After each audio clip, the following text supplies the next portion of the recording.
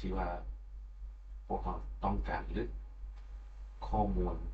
ของนักสอบเสียงในกรณีที่เขานำเข้ามาแล้วมันมีเกิดข้อผิดพลาดเราสามารถมาลบล้างข้อมูลออกได้อยู่สองปอนคือปอนเครื่องมือนี้เนาะเพิ่มแก้ไขนี้ก็สามารถเลือกที่บอลนี้เนาะก็คือลึกเฉพาะศูนย์สอบเสียงที่กำลังเปิดอยู่ตัวอย่าง